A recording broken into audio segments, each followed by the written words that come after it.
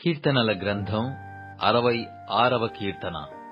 సర్వలోక నివాసులారా, దేవుని గూర్చి సంతోష గీతము పాడుడి. ఆయన నామ ప్రభావము కీర్తించుడి. ఆయనకు ప్రభావము ఆరోపించి ఆయనను స్తోత్రించుడి. ఈలాగు దేవునికి స్తోత్రము చెల్లించుడి. నీ కార్యములు ఎంతో భీకరమైనవి.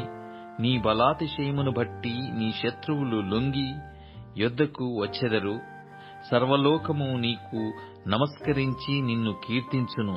నీ నామమును బట్టి నిన్ను కీర్తించును. దేవుని ఆశ్చర్య కార్యములను చూడరండి. నరుల ఎడల ఆయన జరిగించు కార్యములను చూడగా ఆయన భీకరుడయ్యున్నాడు. ఆయన సముద్రమును ఎండిన భూమిగా చేసెను. జనులు కాలినడకచే దాటిరి. అక్కడ ఆయన యందు మేము సంతోషించితిమి.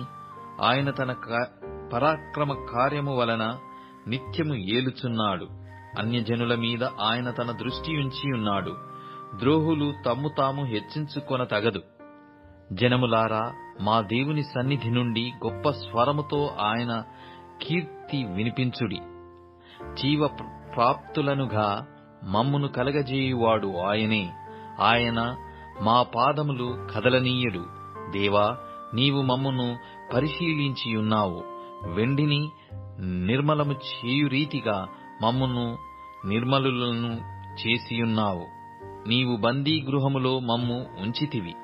మా నడుము మీద గొప్ప భారము పెట్టితివి.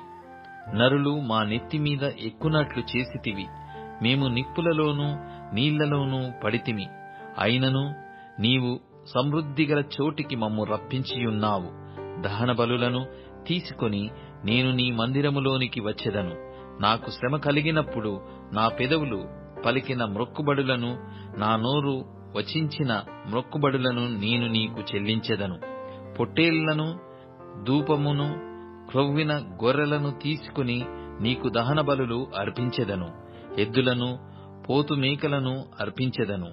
దేవుని యందు భయభక్తులు గలవారలారా, మీరందరూ వచ్చి ఆలకించుడి. ఆయన నా కొరకు చేసిన కార్యములను నేను వినిపించెదను. ఆయనకు నేను మొర్రపెట్టి తిని, అప్పుడే నా నోట శ్రేష్టమైన కీర్తన యుండెను. నా హృదయములో నేను పాపమును లక్ష్యము చేసిన ఎడల ప్రభువు నా మనవి వినకపోవును. నిశ్చయముగా దేవుడు నా మనవి అంగీకరించియున్నాడు. ఆయన నా విజ్ఞాపన ఆలకించియున్నాడు. దేవుడు నా ప్రార్థన త్రోసివేయలేదు. నా యుద్ధ నుండి తన కృపను తొలగింపలేదు. ఆయన సన్నుతింపబడునుగాక.